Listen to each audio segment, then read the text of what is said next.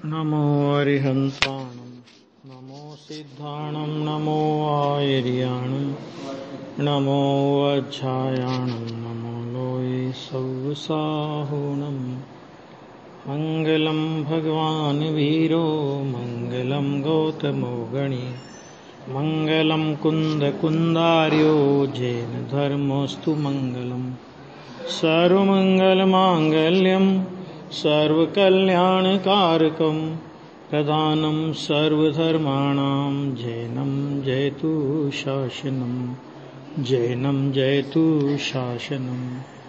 सर्वव्यापैकचिद्रूप स्वरूपाय परात्मने सोपलब्धिप्रसिद्धाय ज्ञानानन्दात्मने नमः। प्रवचन सार चरणानुयोग सूचक चूलिका गाथा नंबर 203 कल शुरू हुई थी। इसमें प्रकरण ये चल रहा है जो श्रमणार्थी होता है वो सबसे पहले अपने परिवारजनों से विदा वगैरह लेता है, वो सारी प्रक्रिया होती है और उसके बाद कैसा होता है उसका उपदेश इस 203 गाथा में है। तो वो श्रमण जो परिवार से सगे संबंधियों से विदा लेकर श्री गुरु के चरणों में जैनेश्वरी दीक्षा अंगीकार करने के लिए जाता है, तो वो श्रमण कैसे होते हैं कि जिनके सानिध्य में जाकर के वो जिन दीक्षा अंगीकार करना चाहता है, तो उनकी विशेषताओं के लिए ये बोल दिए हैं कि जो श्रमण हैं, नंबर 2 गुणाढ्य हैं, नंबर 3 कुल रूप तथा वय से विशिष्ट हैं और नंबर 4 श्रमणों को अति इष्ट हैं। ये 4 उनकी विशेषताएं बताई इन्होंने आचार्य की, दीक्षा देने वालों की, कि ऐसे गणी को फिर क्या करेगा, वो मुझे स्वीकार करो ऐसा कहकर प्रणत होता है, प्रणाम करता है और अनुग्रहित होता है। देखो ये बातें, ये सामान्य दीक्षा की विधि ये है। अभी तीर्थंकर परमात्मा जो होते हैं ना, तो वो तो कोई ऐसे गणी को ढूंढते नहीं है। क्यों नहीं ढूंढते? क्योंकि उनका कोई दीक्षा गुरु नहीं होता, तीर्थंकर का कोई दीक्षा गुरु नहीं होता। तो तीर्थंकर परमात्माओं पर ये नियम लागू नहीं होगा कि वो भी किसी गणी को ढूंढेंगे और ऐसा करेंगे। वो जो तीर्थंकर होने वाला जीव है ना, वो तो नमः सिद्धेभ्य कह करके जिन दीक्षा अंगीकार कर लेते हैं, ये सामान्य नियम है। मतलब विशेष नियम की बात छोड़ दीजिए कि तीर्थंकर वगैरह जो है इस तरह के हैं, वो अलग मुद्दा है, लेकिन सामान्यतः ऐसा होता है। तो अभी यहां पर टीका देखते हैं। आज कल अन्वयार्थ हमने पढ़ लिया था कि पश्चात माने वो विदा वगैरह हो गई, ज्ञानाचार, दर्शनाचार, चारित्राचार वगैरह की बात हो गई। उसके बाद कहते पश्चात श्रमणार्थी प्रणत और अनुग्रहित होता है, यानी प्रणाम करता है और गुरु की कृपा पात्र होता है। वह इस प्रकार है। किस प्रकार है देखो। अब यहां पर एक एक बोल का थोड़ा स्पष्टीकरण कर रहे हैं। जो पहला बोल था श्रमण का बोल था, श्रमण की व्याख्या करी है। ये श्रमण कैसे होते हैं अथवा श्रमण कैसा होना चाहिए। तो उन्होंने कहा आचरण करने में, क्योंकि आचार्य श्रमण की बात है ना, आचार्य की विशेषता है। मुनिराज के लिए होगा तो केवल आचरण करने में, इतने में काम हो जाएगा उनका, तो आचरण कराने की जिम्मेदारी उनकी नहीं होगी। समझ आ गया ना। तो यहां पे दीक्षा देने वाले गुरु हैं, तो वो कहते हैं कि आचरण करने में और आचरण कराने में आने वाली समस्त विरति की प्रवृत्ति के समान आत्मरूप ऐसे श्रामण्यपने के कारण जो श्रमण है। मतलब क्या है यहां पे देखो, नीचे नंबर 1 खुलासा किया है कि तुल्य समान का तुल्य बराबर एक सा मिलता हुआ, मैंने विरति की प्रवृत्ति के तुल्य आत्मा का रूप, अर्थात विरति की प्रवृत्ति से मिलती हुई समान आत्मदशा, उसका नाम है श्रामण्य। मतलब क्या है कि जैसा आत्मा का विरक्त स्वरूप है, आत्मा पर और पर भाव से इतना नितांत विरक्त है, तो जैसा उसका विरक्त स्वरूप है वैसा ही विरक्तता जिनको परिणति में प्रकट हुई। आगे आत्मा कैसा है कि आत्मा सर्व ओर से विरक्त स्वरूप है ना, तो वो जैसा विरक्त स्वरूप आत्मा का है वैसी दशा जिनकी प्रकट हुई है। तो यहां पे कहते हैं कि आचरण करने और कराने में आने वाली समस्त विरक्ति की प्रवृत्ति, विरक्ति की प्रवृत्ति में ना विरक्ति रूप जो प्रवृत्ति है वो कैसी है कि आचरण करने में भी और कराने में भी पाई जाती है। मतलब अनुरक्त हो, पर में अनुरक्त हो, राग में अनुरक्त हो, संयोगों में अनुरक्त हो, और फिर वो कहे कि मुनिपने का आचरण हो जाए, ऐसा कभी भी नहीं होता है। तो उस विरक्ति की प्रवृत्ति के समान आत्मरूप ऐसे श्रामण्य पने के कारण जो श्रमण है, यानी उनकी आत्मरूप दशा, जिसको जो कुंद आचार्य भगवान ने कहा ना कि प्रचुर स्वसंवेदन, मैंने कैसा है हमारा आत्म वैभव कि निरंतर झरता हुआ, निरंतर स्वाद में आता हुआ, ऐसा जो आत्मा का अतीन्द्रिय सुख है वो मुनिराज की विरक्ति रूप दशा है। और वो विरक्ति रूप दशा कैसी है कि आचरण करने और आचरण कराने में समस्त विरक्ति की प्रवृत्ति है वो, क्योंकि उस प्रकार की विरक्ति ना हो अंतरंग में तो मुनि दशा का आचरण संभव नहीं है ना। समय दृष्टि को और श्रावक को उस जाति की विरक्ति नहीं है, विरक्ति तो है लेकिन उस जाति की विरक्ति नहीं है कि वो मुनि दशा जैसा आचरण उनकी भूमिका में आ जाए। तो ये इसलिए कहा कि श्रमण है, और ऐसे श्रामण्य का आचरण करने में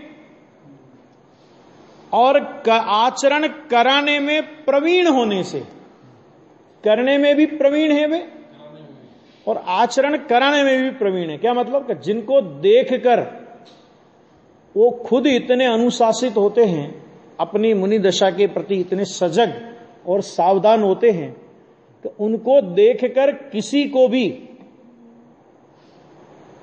मुनि दशा के आचरण में निरुत्साह नहीं होता। मैंने आचार्य प्रमादी हो तो फिर क्या होगा कि ड्राइवर को नींद आ जाए तो फिर क्या होगा कि फिर तो एक्सीडेंट ही होना है, और क्या होगा, है क्या नहीं? अगर ड्राइवर को नींद आ जाए तो फिर क्या होगा, फिर तो निमटने वाली है फिर गाड़ी, वो कोई दिक्कत नहीं है उसमें, सबको नींद आएगी। तो ऐसे आचरण श्रामण्य, जो श्रामण्य का आचरण करने में और श्रामण्य का आचरण कराने में प्रवीण है वे, मतलब सारी बारीकियां जानते हैं। उस आचरण में खुद को भी वैसी पवित्र दशा प्रकट हुई है। पंडित टोडरमल जी ने मोक्ष महाप्रकाशक में आचार्य भगवान का स्वरूप लिखा, तो उन्होंने लिखा है कि सम्यक दर्शन ज्ञान चारित्र की अधिकता से। ये अधिकता का मतलब क्या है वहां पे कि आचार्य को सम्यक दर्शन ज्ञान चारित्र अधिक होता है, मुनिराजों को कम होता है, ये अर्थ है वहां पे कि उसमें उनकी एक विशिष्टता है, विशेष योग्यता है कि खुद तो आचरण करते ही करते हैं लेकिन दूसरों के आचरण कराने में भी वो निमित्त बनते हैं, सक्षम होते हैं, इस तरह के, है ना। ऐसा मतलब क्या होता है कि आपने पढ़ा तो आपने पढ़ा, लेकिन पढ़ाने की योग्यता कि सब में नहीं। पढ़ तो बहुत लोग पढ़ते हैं, लेकिन पढ़ाने के लिए क्या होता है कि बीएड की डिग्री होती कि नहीं होती है? तो बीएड की डिग्री माने क्या है? कोई अलग से ज्ञान है क्या? वो तो अलग से कुछ ज्ञान नहीं है, लेकिन जो आपने पढ़ा है उसे पढ़ाने की योग्यता, जो आपने समझा है उसे समझाने की योग्यता। तो गवर्नमेंट स्कूलों में क्या बोलते हैं कि भाई ठीक है आप पढ़े हो, बहुत पढ़े लिखे हो, लेकिन आपके पास डिग्री कहां है पढ़ाने की? तो मेरे पढ़ाने की डिग्री से तुम्हें क्या मतलब है? मैं इतना पढ़ा हूं ना कि भैया पढ़े हो, लेकिन पढ़े हुए को पढ़ाना वो एक अलग योग्यता होती है। इसी तरह आप श्रमण हो सकते हो, लेकिन श्रमण पने में वो योग्यता कि जो दूसरों को भी श्रमण पने के आचरण कराने में समर्थ हो, तो वो योग्यता होगी तो आप आचार्य कहलाएंगे, वरना आप अपनी साधना करो और अपना आनंद भोगो, कोई दिक्कत नहीं है उसमें। तो आचरण करने और कराने में प्रवीण होने से जो गुणाढ्य है ना, वैसे तो सामान्य रूप से देखा जाए तो आचार्य और मुनिराज को दोनों को 3 चौकड़ी कसाय का अभाव है ना, दोनों के 28 मूल गुण समान है, सब चीजें बाहर, वैसे देखो तो कोई अलग से अंतर नहीं है, फिर वे आचार्य क्यों और उनके अनुशासन में क्यों चलते हैं? क्यों उनमें अनुशासन में चलाने की क्षमता है। देखो, खुद अनुशासन में रहना है ना, और दूसरों को अनुशासन में चलाना, तो अनुशासन में रहना वो तो अपनी क्वालिटी है, लेकिन दूसरों को भी अनुशासन में चला ले तो एक विशिष्ट योग्यता होती है। और ऐसी विशिष्ट योग्यता जिनमें होती है कि स्वयं तो आचरण करते ही हैं, लेकिन दूसरों को भी आचरण कराने में जो समर्थ होते हैं उनको कहते हैं गुणाढ्य। वे गुणों में अधिक हैं, इसलिए वे आचार्य।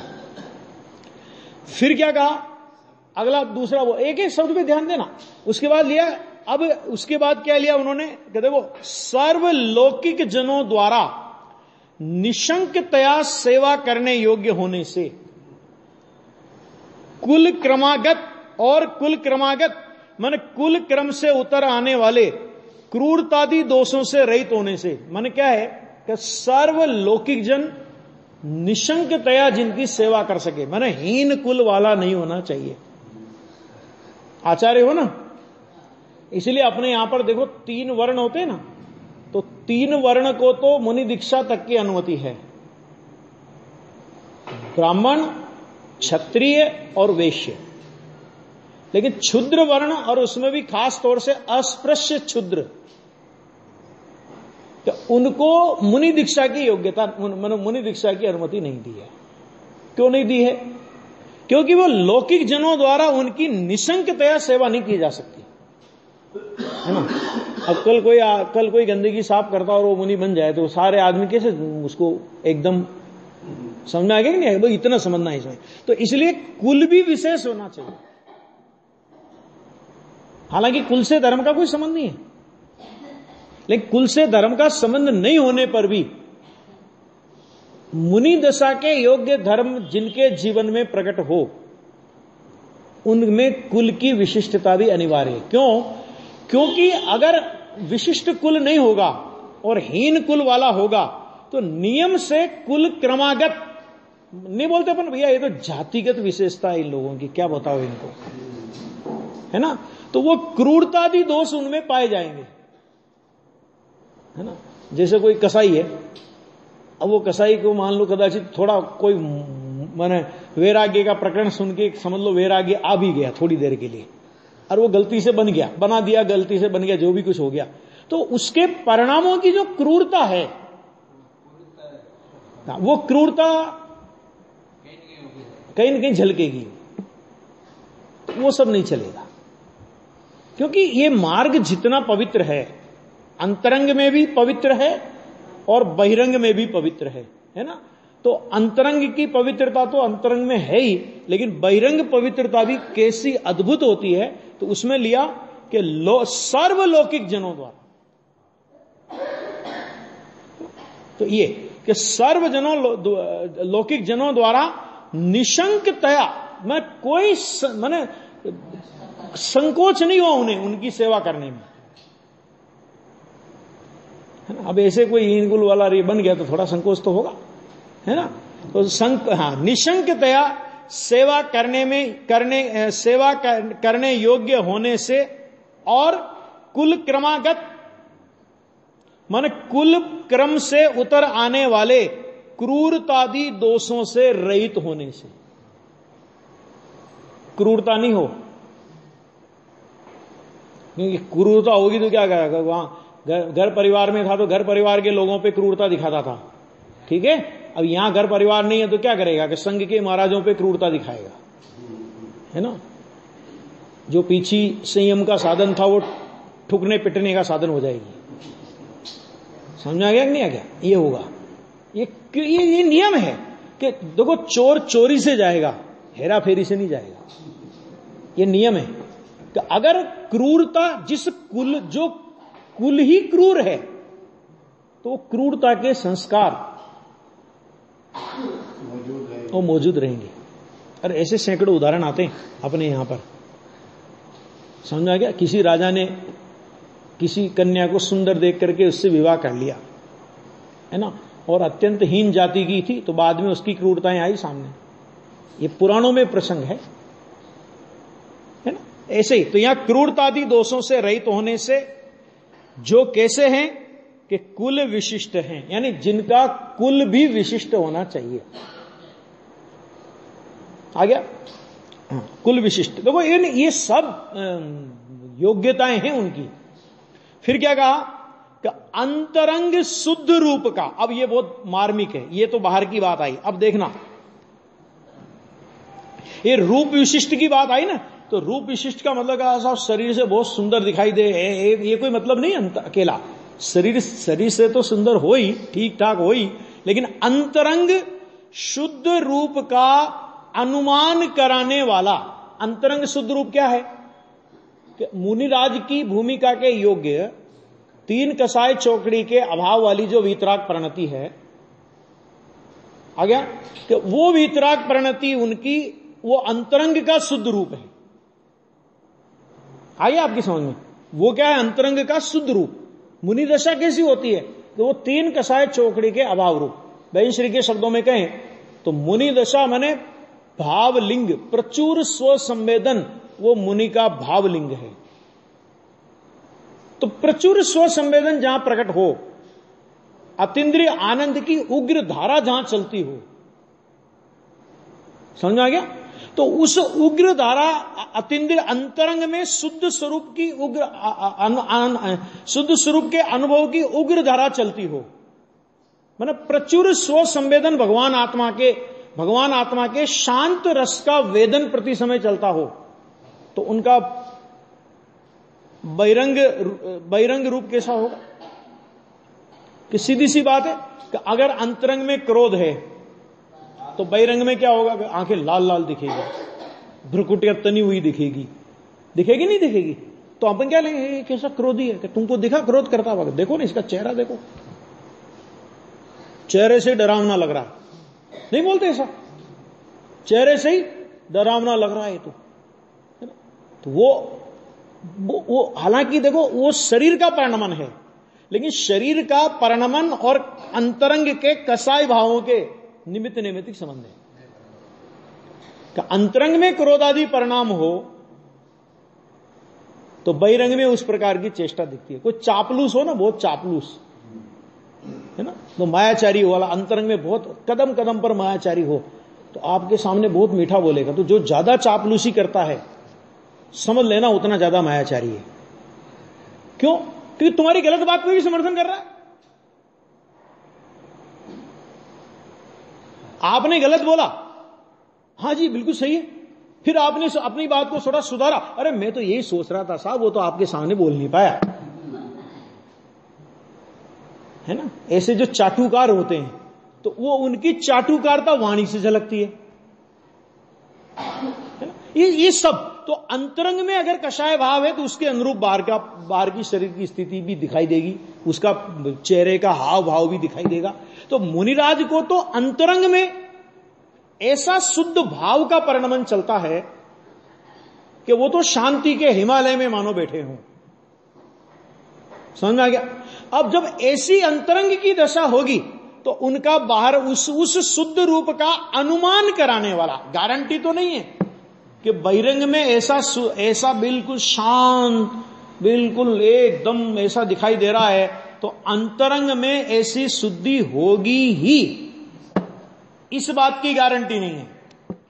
लेकिन अंतरंग में शुद्धि होगी, अंतरंग में वीतरागता का परिणमन होगा तो बहिरंग में भी उनकी मुद्रा शांत ही दिखाई देगी। आ गया? भगवान की मुद्रा वीतरागता अंतरंग में प्रकट होती है तो भगवान की मुद्रा कैसी दिखाई देती है? जय परम शांत मुद्रा समेत। अब बोलते ही नहीं बोलते कि भगवान की मुद्रा कैसी है? परम शांत।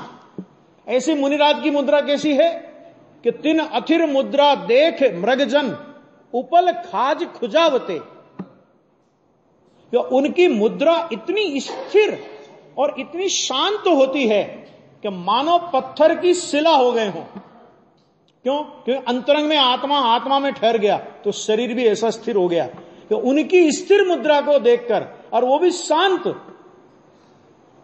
कि जंगल के मृगजन अपनी खाज उनके शरीर से खुजाते। छड़ाला में आया कि नहीं है? ये उनकी अंतरंग पवित्रता का अनुमान कराने वाला बहिरंग शुद्ध रूप, इसका नाम है। ऐसा बहिरंग में भी झलकेगा। ख्याल में आ गया है ना? ऐसे समझ लो कि जिसे देखते ही वीतरागता की याद आ जावे, जिसे देखते ही मोक्ष मार्ग याद आ जावे, जिनकी बाह्य मुद्रा देखते ही संसार से एक बार तो उदासीनता आ जावे, उसका नाम मुनि मुद्रा है। समझ गया? हाँ, ये समझना बहुत बहुत अद्भुत बातें हैं ये सब, है ना? तो उनका अनुमान कराने वाला बहिरंग शुद्ध रूप होने से जो रूप विशिष्ट है, इसका नाम है रूप विशिष्ट। मैंने विशिष्ट प्रकार का रूप होता है उनका। जगत का कोई जीव नकल करके भी शांत हो करके दिखना चाहे, नकल करके भी, तो भी जिस पर मुनिराज जैसी शांति जिसकी मुद्रा में झलक नहीं सकती, इतनी शांत मुद्रा होती है। आ गया? ये सामान्य बात नहीं, अंतरंग पवित्रता को सूचक है वो। ठीक है? तो ये इसका नाम हुआ रूप विशिष्ट। आ गया? अब दूसरा, इसके बाद आगे कि बालकत्व, मतलब बहुत छोटा हो तो बालक हो, वो मुनि होने के योग्य है, आचार्य के योग्य नहीं है। और अत्यधिक वृद्ध हो गया हो तो आचार्य पद खुद ही को छोड़ देना चाहिए। क्यों छोड़ देना चाहिए? कि अब उम्र का तकाजा है, लोक में नहीं होता कि एक अपनी निश्चित उम्र होने के बाद गवर्नमेंट क्या करती है। देखो, ये गवर्नमेंट के अंदर 58 साल की उम्र में ये जो रिटायरमेंट का समझ लो फार्मूला आया, या अभी 60 साल कर दिया, तो ये मेरे को ऐसा लगता है कि देखो जैन दर्शन कहीं न कहीं उपयोगी है उसमें, कि भाई तुमने बहुत किया, अब तुम्हारी उम्र इस काबिल नहीं है कि तुम अपनी आत्मा का कल्याण भी संभाल लो और ये जगत के प्रपंच भी संभाल लो। अभी आउट हो जाओ यहां से, अपना कल्याण करो, है ना? क्योंकि वय विशिष्ट हो गया ना। देखो ये लिखा है इसमें कि बालकत्व और वृद्धत्व से होने वाली बुद्धि विकलवता, मतलब बालक में भी क्या होगी कि बुद्धि की विकलवता होगी, और वृद्ध में भी क्या होगी कि वृद्ध में भी अत्यधिक वृद्ध हो गया ना तो बुद्धि की विकलवता हो जाएगी। लिखा विकलवता मतलब अस्थिरता, विकलता, ये उनमें होगी। तो बालक है तो बालक में भी बुद्धि की विकलता होगी, ये होगी, अस्थिरता होगी। और वृद्ध इतना हो गया तो वहां पर भी अभी क्या होगी कि बुद्धि की अस्थिरता हो जाएगी। और देखो जैन मार्ग में, क्योंकि अब आप आचरण करो अपना, उसका निषेध नहीं, क्योंकि खुद की साधना तो करो आप, लेकिन दूसरों की साधना में बुद्धि की अस्थिरता की वजह से कहीं कोई प्रॉब्लम खड़ी नहीं हो जाए तुम्हारे निमित्त से, सहज हट जाना चाहिए। इसलिए देखो दो बातें होती है कि आचार्य, बालक को तो आचार्य पद दिया नहीं जाता। कुंद आचार्य 11 वर्ष की उम्र में मुनि बन गए थे, तो बताया था आपको 44 वर्ष और कुछ वर्ष की महीने की उम्र में उनको आचार्य पद दिया था, है ना? और जब वे देखते हैं कि अब मेरा शरीर इस योग्य नहीं बचा कि मैं मुनि धर्म की या मुनि संघ की जिम्मेदारी अब उठा सकूं, तो वो इसका एक बहुत जबरदस्त विधान है। शायद कल किसी ने पूछा था ना कि आचार्य क्या करते हैं बाद में, कि वो ऐसा करते हैं कि जब आचार्य को ऐसा लगता है कि अब मेरी वृद्धावस्था आ गई है, मुनि संघ की जिम्मेदारी उठाने में मैं असमर्थ हूं, तो क्योंकि संघ में रहते हुए, तो संघ में रहते रहते ही उनकी नजरों में सारे शिष्य रहते हैं। तो कौन शिष्य मुनिराज की इस पवित्र परम पावन परंपरा के मार्ग का भार उठाने में समर्थ है, अपने जीते जी उसको आचार्य पद प्रदान कर देते हैं। और प्रदान करते तो ऐसे नहीं गुपचुप में प्रदान कर दिया, सारा चतुर्विध संघ वहां पर होता है और चतुर्विध संघ की आराधना में जो उनकी सानिध्य में वे आचार्य अपने योग्यतम शिष्य को अपने आचार्य पद की जिम्मेदारी संभालते हैं। और जिम्मेदारी संभालने के बाद जैसे होता है ना कि जैसे कोई भी राष्ट्रपति हो, XYZ कोई भी बड़ा नेता हो, तो वो निवृत्तमान होता है तो वो अंत में निवृत्ति का भाषण देता है अपना एक। तो उसी प्रकार वो पूरे संघ को संबोधन करते हैं, उसमें आचार्य को संबोधन करते हैं कि तुम इन संघ के सभी सदस्यों को, मुनिराजों वगैरह को, सबको अपने पुत्र के समान समझना और इनका निर्वाह करना। और संघ को भी इसी तरह का उपदेश देते हैं कि अब तुम्हें इनके मार्गदर्शन में चलना है। और उसके बाद वे आचार्य महाराज आचार्य के पाठ से उतरकर आचार्य के पाद पर उन मुनिराज को प्रतिष्ठित करके उन मुनिराज को आचार्यवत नमस्कार करते हैं। जो अभी तक आचार्य थे, देखो मान गलाने के कितने प्रसंग मुनि दशा में बनते हैं। और उसके बाद वे उस संघ का परित्याग कर देते हैं, वे आचार्य उस संघ में नहीं रहते। क्यों नहीं रहते, उसका कारण है, ये सब मूलाचार में लिखा है। ये मुनि दशा के जो प्रश्नोत्तर भेजे थे, जो सबको मिले होंगे, तो उसमें आप पढ़ेंगे तो वो सब उसमें लिखा हुआ है। हाँ, तो उसमें क्या होता है कि भाई वो क्या है कि देखो उस संघ के साथ जीवन भर रहे हैं, तो जीवन भर रहे हैं तो भले 3 चौकड़ी कसाय का अभाव हुआ, लेकिन 1 चौकड़ी का उदय तो है ही।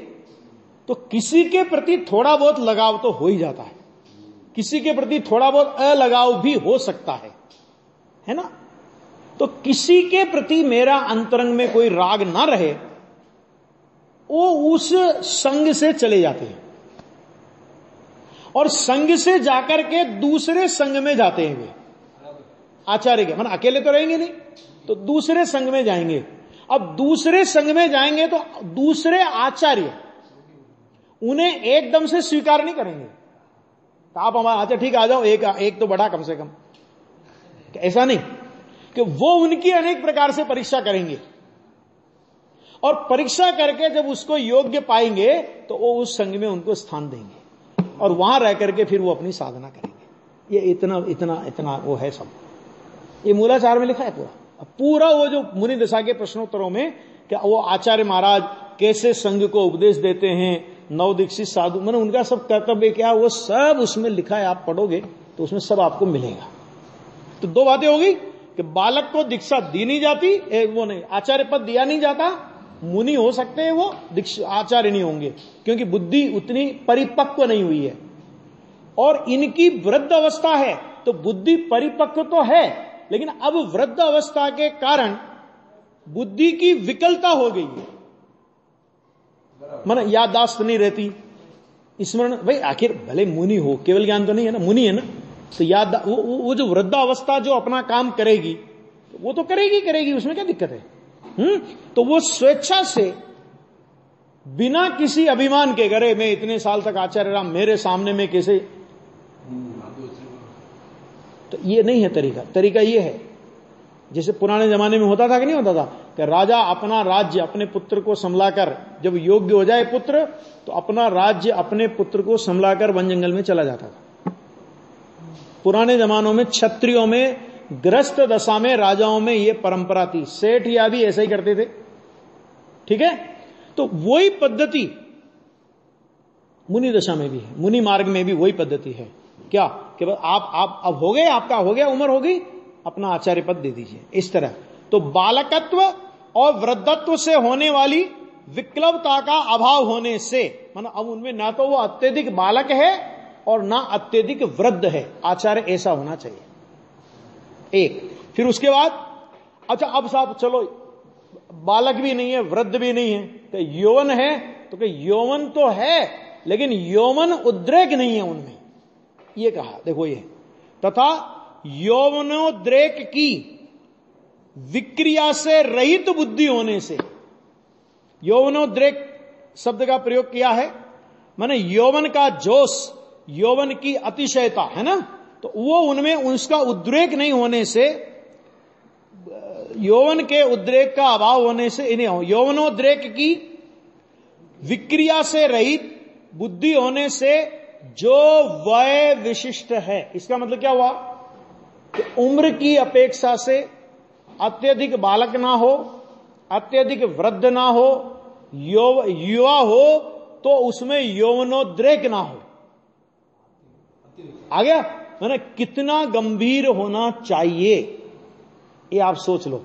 मैंने यौवन हो, युवा है, मैंने जोश तो युवकों जैसा हो लेकिन होश वृद्धों जैसा हो। आ गया? ऐसा, इसका नाम है यौवनोद्रेक रहित होने से जो वय विशिष्ट है।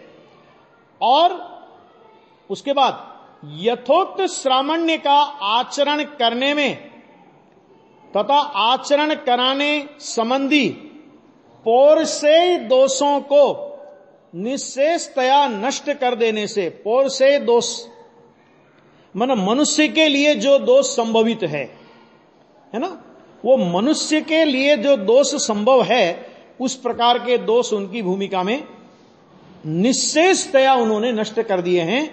ऐसा होने से मुमुक्षुओं के द्वारा प्रायश्चित आदि के लिए जिनका बहुत आश्रय लिया जाता है, गलती हो जाए तो प्रायश्चित आदि के लिए उनका वो आश्रय लेता है। इसलिए जो श्रमणों को अति इष्ट है, समझ लो बहुत क्रूर हुआ, मतलब इस तरह का कुछ हुआ। सामान्यतः आदमी में क्या होता है, अच्छा तुमने ऐसा किया, तो इस तरह के जो परिणाम होते हैं, तो बेचारा किसी से गलती हो जाए ना तो वो कहने से डरे उससे, ये भैया अभी तो ज्वालामुखी फट पड़ेगा। ऐसा नहीं हो, इसीलिए कहते हैं मुमुक्षुओं को, माने मुनिजनों को, मुमुक्षु माने उनके संग के जो मुनिजन है उनके लिए, प्रायश्चित आदि के लिए जिनका बहुत आश्रय लिया जाता है, इसलिए जो श्रमणों को अति इष्ट है। ऐसे माने कितने, ये जो ऊपर विशेषताएं बताई, इतनी विशेषताएं बताई कि ऐसे गणी के निकट। अब बोलो ऐसे गणी के निकट, तो ऐसे गणी की खोज पहले वो करेगा कि नहीं करेगा? ऐसे गणी का पूरा माने इतनी परीक्षा उस गणी की करेगा कि नहीं करेगा, ये बताओ। अगर गणी की इतनी परीक्षा करने की आवश्यकता नहीं होती कि नहीं, अपने को परीक्षा करने का अधिकार नहीं, अपने को तो वेश को देख करके झुक जाना। अरे भैया, दीक्षा लेने वाला इतनी परीक्षा करता है दीक्षा लेने के लिए, और झुकने वाले को भी इतनी परीक्षा करनी पड़ेगी झुकने के लिए, कि जिसके सामने मैं नतमस्तक हो रहा हूं वो मेरा नमस्कार झेलने के लायक भी है कि नहीं है ना? माना ये बात आई इसमें। तो ऐसे गणी के निकट, अब क्या देखो बहुत गजब की दीक्षा के लिए परिभाषा दी है, बहुत अच्छी। शुद्धात्म तत्व की उपलब्धि के साधक आचार्य के निकट, ये गणी का मतलब ये हुआ, क्या हुआ कि शुद्धात्म तत्व की उपलब्धि के साधक कैसे हैं आचार्य भगवान? कि शुद्धात्म तत्व की उपलब्धि के साधना जो कर रहे हैं ऐसे साधक, और शुद्धात्म तत्व की उपलब्धि की साधना में जो मेरे लिए निमित्त बनेंगे ऐसे साधक, माने खुद भी शुद्धात्म तत्व की उपलब्धि की साधना कर रहे हैं और दूसरों को शुद्धात्म तत्व की उपलब्धि की साधना के कारण हैं, निमित्त हैं। ऐसे आचार्य के निकट क्या कहता है जाकर के कि शुद्धात्म तत्व की उपलब्धि रूप सिद्धि से मुझे अनुग्रहित करो। यह है दीक्षा का स्वरूप। मुनि दशा माने क्या कहता है वो जाकर के कि महाराज मुझे 28 मूलगुण दे दो, मुझे आपके जैसा बना लो, ये नहीं। वो जानता है कि मुनि दशा क्या है, तो उन्होंने कहा कि शुद्धात्म तत्व की उपलब्धि रूप सिद्धि, इसका नाम मुनि दशा। माने जिसको शुद्धात्म तत्व की उपलब्धि रूप सिद्धि प्रकट होनी है, कि उस उपलब्धि से मुझे अनुग्रहित करो, मैंने मेरे ऊपर कृपा करो, मुझे वो शुद्धात्म तत्व की उपलब्धि रूप सिद्धि प्रदान करो, मुझे वो शुद्ध, मैंने ये आगे ना जो अपनी बात हुई थी कि शुद्धोपयोग की प्रतिज्ञा होती है, शुद्धात्म तत्व की उपलब्धि रूप सिद्धि से मुझे अनुग्रहित करो, ये किसकी प्रतिज्ञा है? शुद्धोपयोग की प्रतिज्ञा है कि शुभोपयोग की प्रतिज्ञा है? शुद्धोपयोग की प्रतिज्ञा है, सामायिक की प्रतिज्ञा है ना। उपलब्धि से सिद्धि करो, ऐसा कहकर श्रामण्यार्थी जाता हुआ प्रणत होता है, उनके निकट जाता हुआ प्रणत होता है, मैंने इस तरह बोल करके उनको प्रणाम करता है। और इस प्रकार यह तुझे शुद्धात्म तत्व की उपलब्धि रूप सिद्धि, आचार्य महाराज भी क्या आशीर्वाद देते हैं कि यह तुझे शुद्धात्म तत्व की उपलब्धि रूप सिद्धि, ऐसा कहकर उस गणी के द्वारा वह श्रमणार्थी प्रार्थित अर्थ से संयुक्त किया जाता है। प्रार्थित माने प्रार्थना करके मांगी गई वस्तु। तो प्रार्थना करके क्या मांगी उनने? दीक्षार्थी ने क्या मांगी कि मुझे शुद्धात्म तत्व की उपलब्धि रूप सिद्धि प्रदान करो। और मुनिराज भी क्या कहते हैं कि लो, इस प्रकार यह तुझे शुद्धात्म तत्व की उपलब्धि रूप सिद्धि, ऐसा कहकर उस गणी के द्वारा वह श्रमणार्थी प्रार्थित माने जो उसने चाहा है शुद्धात्म तत्व की उपलब्धि, क्योंकि मुनिराज से और क्या चाहेगा? मुनिराज से ये तो कहेगा ही नहीं कि महाराज आप जो छोड़ के आए मुझे दे दो ना सारा, किसी न किसी को तो दे के आए होंगे। ये कहेगा छोड़ दो कि जिस उन्होंने उपलब्धि किया, क्या क्या उपलब्धि किया उन्होंने? कि स्वयं ने शुद्धात्म तत्व की उपलब्धि की, तो उसी शुद्धात्म तत्व की उपलब्धि उस दीक्षार्थी ने चाहिए। तो आचार्य भगवान भी उससे कहते कि ये तुझे शुद्धात्म तत्व की उपलब्धि रूप सिद्धि, ऐसे अर्थ से संयुक्त किया जाता हुआ अनुग्रहित होता है। इसमें जो ये दीक्षा वाले का है, हाँ हाँ, इसमें कोई मुहूर्त वगैरह का तो आया नहीं कि इस मुहूर्त में दीक्षा ले रहे हैं? इसमें तो कुछ नहीं आया, लेकिन जो भी चरणान योग के हिसाब से जो भी होता हो उसमें भी वो होता हो, उसका अपने को ज्यादा नॉलेज भी नहीं है। अगर होता हो तो मुझे नॉलेज नहीं है उस चीज का। नहीं, मुहूर्त तो क्या है कि वैराग्य आ गया तो वैराग्य के लिए 4 दिन तक मुहूर्त नहीं निकलेगा तो बैठा थोड़ी रहेगा। और वैराग्य आ गया, इससे बड़ा शुभ दिन और क्या होता है? बताओ भाई, भगवान को जन्म होता, भगवान का जन्म होता है तो मुहूर्त में जन्म होता है कि भगवान का जन्म होते ही वो काल पवित्र हो जाता है? भाई द्रव्य मंगल, क्षेत्र मंगल, काल मंगल और भाव मंगल, 4 मंगल की चर्चा उसमें आई है धौला में। तो तीर्थंकर के पंच कल्याणक तिथि को मंगल काल मंगल बोला है। हाँ, उदय तो 13वें में आएगा, अभी उदय नहीं है। हाँ, भले हो ना, तो इसीलिए उसमें ज्यादा चक्करों में पड़ने की जरूरत नहीं। उसमें जो चरणान योग में लिखा हो वो आचार्य का उसका मामला है, अपना मामला नहीं। अगर होगा तो भी अपने को उसका ज्यादा नॉलेज नहीं है कि वो क्या मुहूर्त होता है कि नहीं होता है, क्या होता है। वैसे मुझे तो लगता नहीं कि ऐसा कुछ होना चाहिए, क्योंकि जिस समय दीक्षा लेने आया अब उस समय वो देखेगा कि क्या क्या है मुहूर्त। देखो तो ऐसा कुछ नहीं है, वो तो मुनि वैसे भी स्वीकार कर ही रहे हैं। जो मुनि नहीं है जब उनको मुनि स्वीकार कर रहे हैं तो मुनि को मुनि स्वीकार करने में क्या तकलीफ है? लौकिक जनों को तो छोड़ो,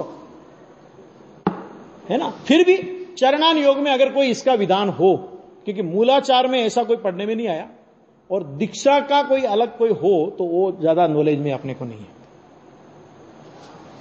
आ गया। अब इसके बाद पश्चात वह कैसा होता? अब देखो ये जो बात हुई ना कि यहां पर श्रमणार्थी को उन्होंने ऐसा किया, यहां पर वस्त्राभूषण वगैरह का वो त्याग हो जाता है उसको, है ना। ये सब होने के बाद अब देखना क्या पश्चात वह कैसा होता है। अब देखना, अब ये बहुत समझने जैसी बात है कि 100 उपदेश करते हैं, मैंने दीक्षा हो गई, उसके बाद वो कैसा होता है, वो बहुत जोरदार गाथा है ये।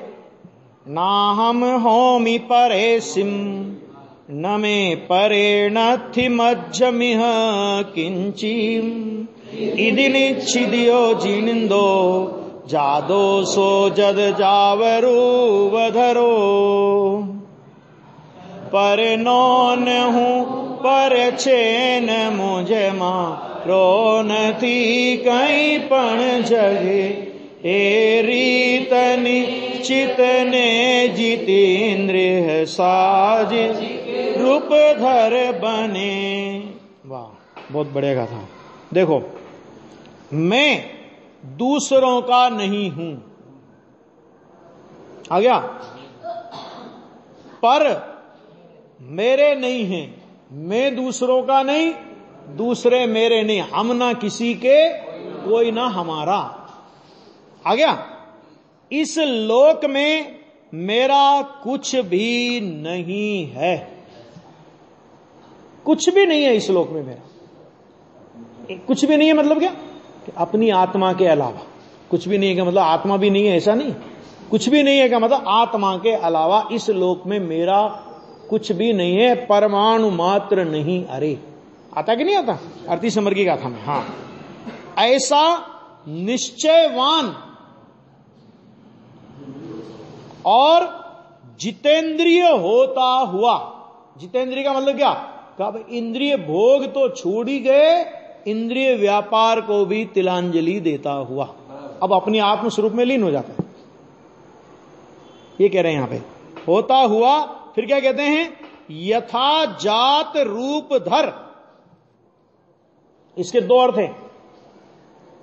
अंतरंग में जैसा आत्मा का परम पवित्र स्वरूप है, वैसा पर्याय में परिणमन किया, वो अंतरंग यथा जात रूप धर हुआ। बहिरंग में जैसा जन्मा था,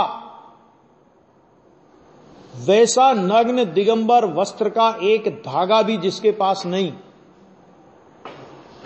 वो बहिरंग यथा जात रूप धर हुआ। निर्विकार और निर्विकल्प। बाहर में निर्विकार, अंतरंग में स्वरूप में अब वो निर्विकल्प हो गया। तो यथा जात रूप धर माने सहज रूपधारी। क्या कहते हैं? होता है, ऐसा होता है।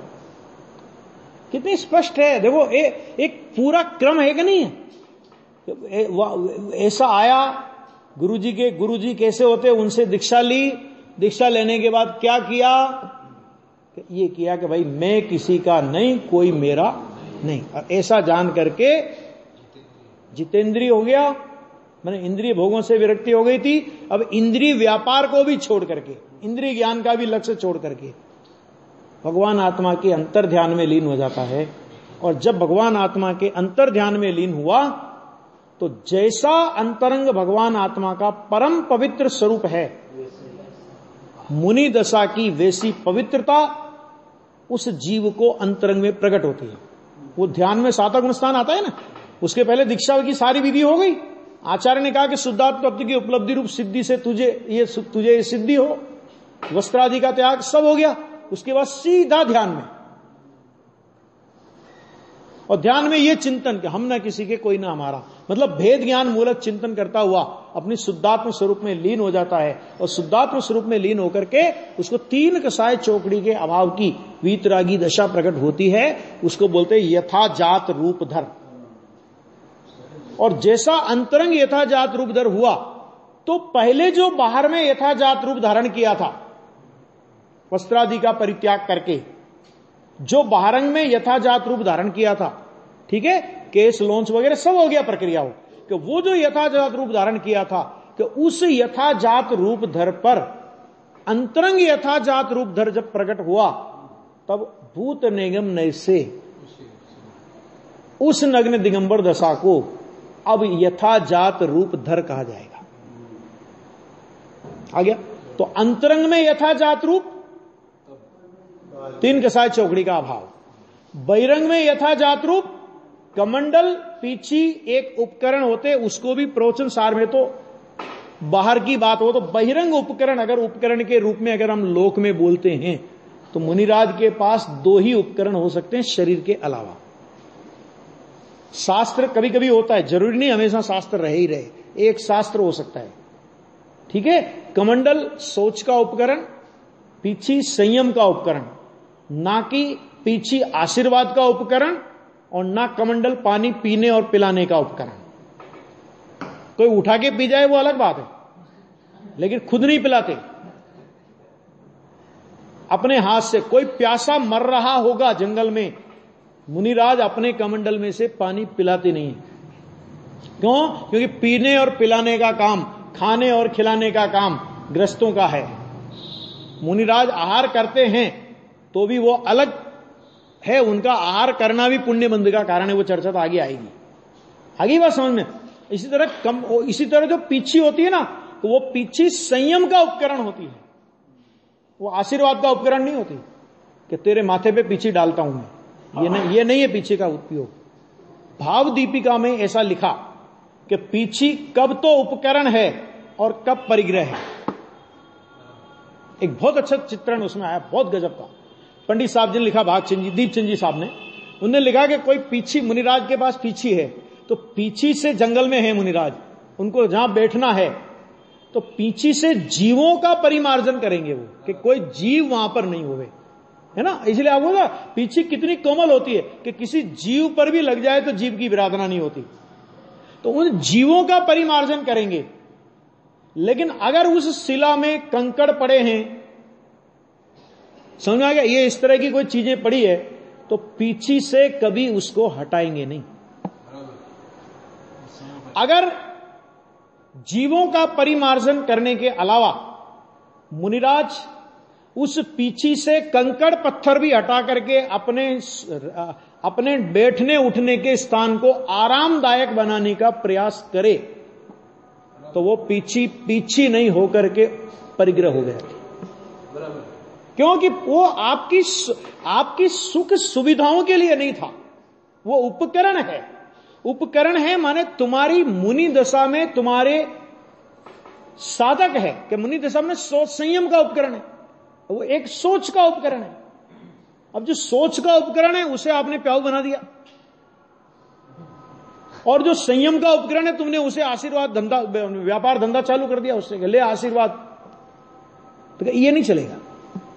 अरे जब तुम उससे कंकड़ पत्थर नहीं हटा सकते हो, अगर कंकड़ पत्थर पड़ा है, बैठना है तो वहां बैठिए, कमंडल पीछे, उस पीछी से कमंडल नहीं, पत्थर नहीं हटा सकते, कंकड़ नहीं हटा सकते, या दूसरे स्थान पर चले जाइए, वहां नहीं बैठना है। तो पीछी से केवल जीवों का परिमार्जन होता है और कोई उपयोग नहीं है उसका। आगे बात समझ में, ये है, इसकी चर्चा और आगे अपनी आएगी।